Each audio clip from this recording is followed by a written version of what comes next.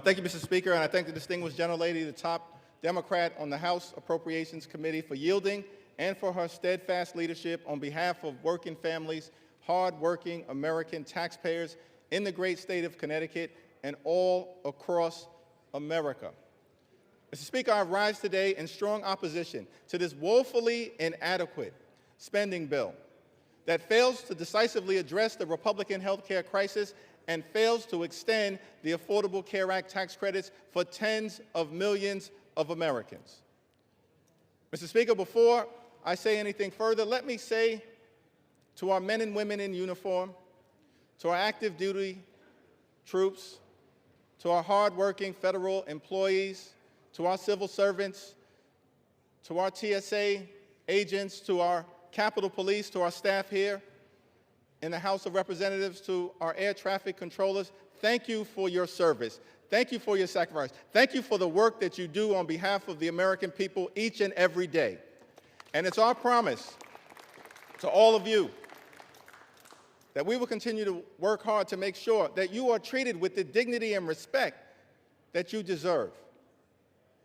In a year in which the Trump administration has gone after hardworking federal employees relentlessly, including firing more than 200,000 federal employees prior to the start of the Trump Republican shutdown.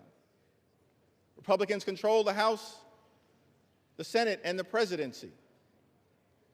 Donald Trump and Republicans made the decision to shut the government down, the longest shutdown in American history. Would rather do that than provide health care that's affordable to working class Americans, middle class Americans, and hardworking American taxpayers. All across the country, I'm certain that there are people in America asking the question, where do we go from here?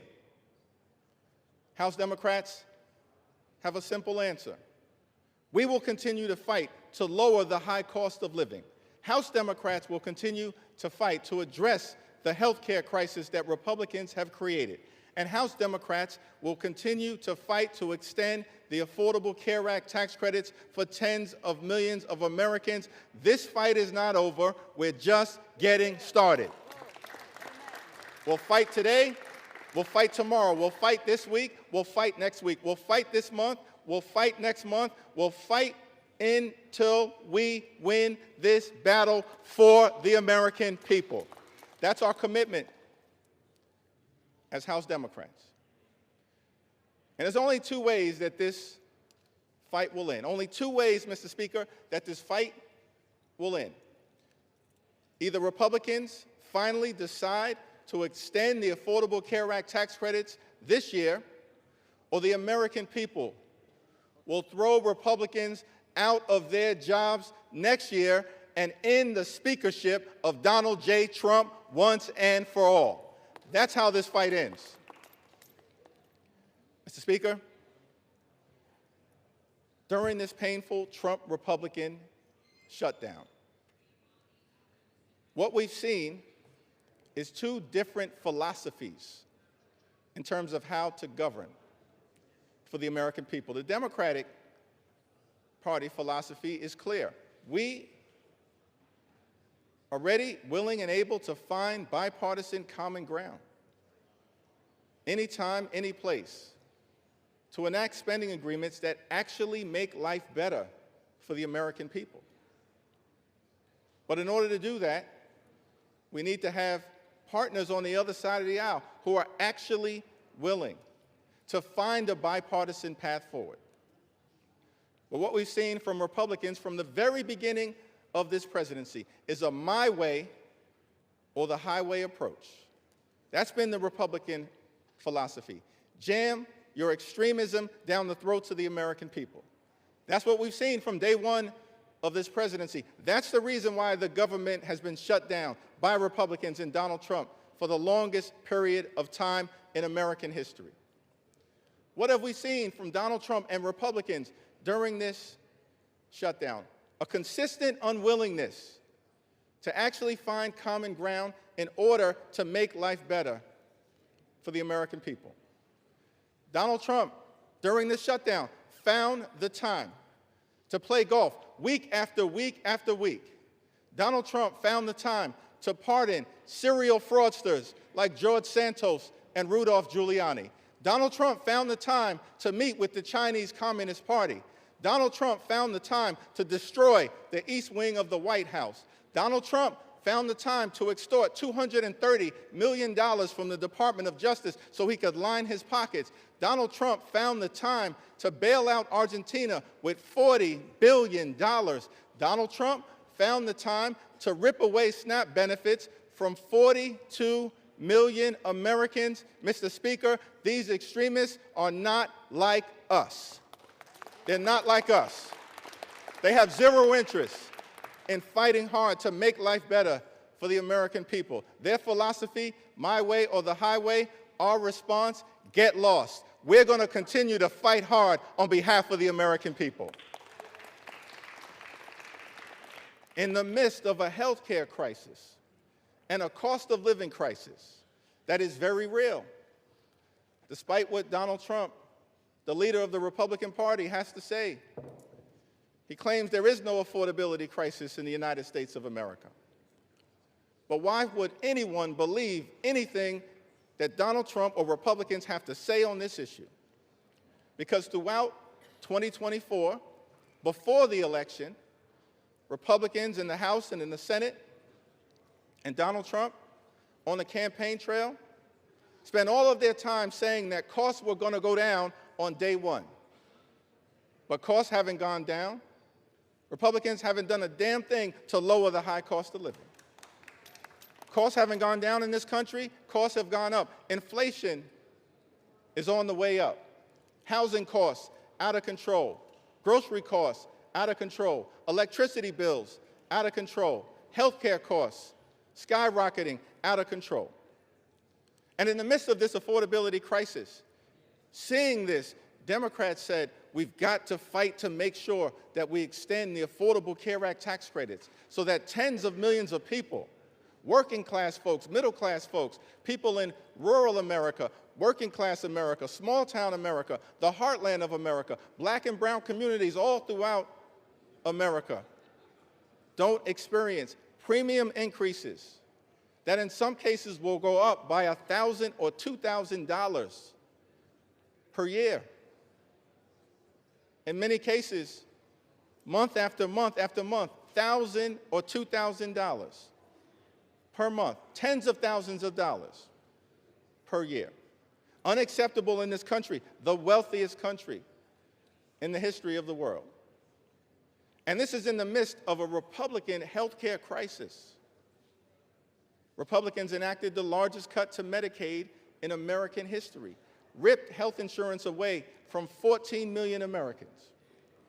As a result of Republican policies, hospitals, nursing homes, and community-based health centers are closing all across America, including in rural parts of this great country of ours. And now, because of Republican refusal to extend the Affordable Care Act tax credits, tens of millions of Americans are at risk of being unable to afford to go see a doctor when they need one. In this country, the wealthiest country in the history of the world, it can't be the case that health care is simply a privilege for the wealthy, the well-off, and the well-connected. Mr. Speaker, that's the Republican perspective. We believe as Democrats that health care has to be a right, and a right that's affordable and available to every single American in the United States. That's what this fight is all about. And that's what the fight will continue to be about as we move forward. Many of my Republican colleagues have suggested that they want to deal with the health care affordability issue, that they want to address the Republican health care crisis that's devastating people all across this country. Well, we have an opportunity for you to do so. There's a discharge petition connected to legislation that House Democrats have introduced to extend the Affordable Care Act tax credits for 3 years, because we believe that working class Americans, middle class Americans, and everyday Americans deserve the same level of certainty that Republicans always provide to the wealthy, the well-off, and their well-connected donors. Working class Americans deserve that level of certainty. So join us in extending the Affordable Care Act tax credits. It's not too late. We're in the midst of open enrollment, but the tax credits expire on December 31st. And we will stay on this issue until we get this issue resolved for everyday Americans. Mr. Speaker, as I close, you know, I've had the opportunity, as many of us do, to serve in the United States Congress with legendary figures, too numerous to mention. Legendary members, of course, Speaker Emerita Nancy Pelosi, Steny Hoyer, the great Jim Clyburn, Maxine Waters, Elijah Cummings, Charlie Rangel, our own Marcy Kaptur, the longest-serving woman in the history of the United States House of Representatives. We've all had the opportunity to serve with legendary members, John Dingell, too numerous to mention. But one can't call that role without calling the name of the great John Lewis. I had the distinct honor of serving with John Lewis for several terms. Many of us here in the House of Representatives did. I'll never forget, on my first day in the Congress, I had the opportunity to meet John Lewis for the first time in person.